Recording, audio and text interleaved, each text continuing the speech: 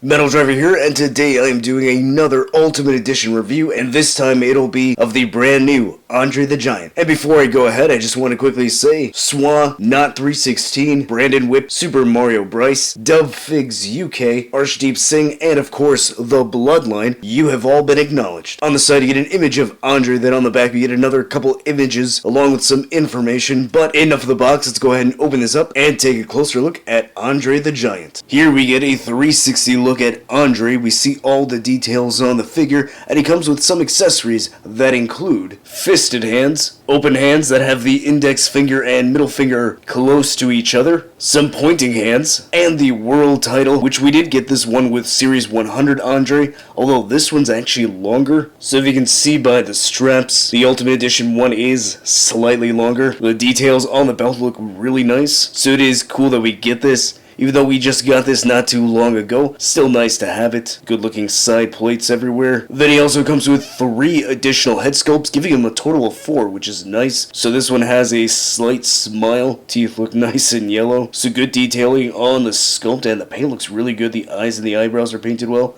So the lips and the paint around his mouth and chin. I think that's supposed to be a 5 o'clock shadow. Hair sculpted nicely. Then he's got one with some bug eyes. Classic 80s expression from the WWF. Painted really well. Eyebrows look good. I like this expression. I like this head sculpt. It's nice and expressive, so I might be posing him with this one. Or I might use this one. Mouth open, showing off the yellow teeth. Sculpting looks really good on that. Paint looks good on the eyes and the eyebrows. I think all 3 have really good likeness to Andre, so good job on Mattel's part. So I'm really happy with how those turned out. Then he also comes with a white t-shirt with the red hand. It says Andre right here in the center. Printed really well, looks nice. It's got Velcro on the back, so you can easily put this on. Then look at the head sculpt that's already on the figure. It has just a generic expression, which is fine. Personally, I'm not going to use this head sculpt on Andre, but it is still nice that we have it. Again, 4 head sculpts is pretty good. Paint looks good on the eyebrows, the lips, paint around the mouth, eyes are painted well. Sculpting on the hair looks really good, so can't really complain with any of these head sculpts. Really happy with how these turned out. Looking at the body, I'm pretty sure this is brand new, considering we haven't gotten an Ultimate figure of this size. Although, maybe it could have been a little bit bigger. At least this version of Andre wasn't as trimmed down as his 70s version, but I still like it. I think it looks pretty good. Nice sculpting here on the strap. It's not just painted on, and they did sculpt it all the way up, so I do appreciate that. So there's not some missing gap right here, so that's good. Taking a look at the back, we get that strap here, again sculpted, so really do appreciate that, and it is sculpted in there, kind of hard to see, but it is there. Here's a look at the arms. They're not too big. I still think it looks pretty good on the figure. I'll definitely get a better judgment once I start comparing this with other figures, but so far what I'm seeing I like. Here's the lower body, the bottom of the singlet, the black part here. Now it is kind of weird that if you look here at the waist, there looks like there's a gap right here. So again, probably could have made this waistline right here a little bit bigger so that would have filled up this spot.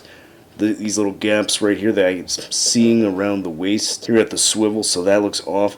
If they had made this a little bit bigger, they wouldn't have looked too bad. Look at the legs, they look fine. Not a whole lot of detail there, not a whole lot of paint on the figure. It doesn't really need it. It does have a basic generic look, and we get some standard black boots. Now look at the articulation. The head goes not really high up, but he does go that far down, so that's a better range right there. Can turn side to side and tilts pretty well. Shoulder goes that high up. It can rotate all the way around. There is a beautiful butterfly joint. Bicep swivel.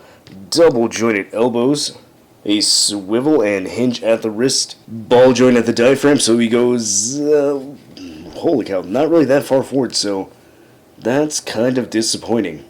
He does go that far back, so that's a little bit better. I mean, you could say it's probably accurate his mobility at that time in his life, but still would have been nicer if he had a better range. Waist swivel, legs go that far out, they go that high up, and there is no drop down hip, which is disappointing. Again, you could say that it's accurate because Andre probably couldn't have kicked that high, and why would you want an Andre figure to kick that high? Well, because I like articulation, that's why. So it would have been nice to have it, but it's not a deal breaker for me. There is a thigh cut. Double jointed knees, a cut at the top of the boot, ankle goes that high up, that far down. He's got some pretty good ankle pivot and toe articulation. Here is the new Ultimate Edition Andre the Giant next to Series 100. And unfortunately I do not have any other Andres in my collection, so it's nice to have this Ultimate Edition. But I see that the head sculpts are different, so let's go ahead and swap those, see how those look on each other. Or at least how Series 100 looks on the Ultimate body.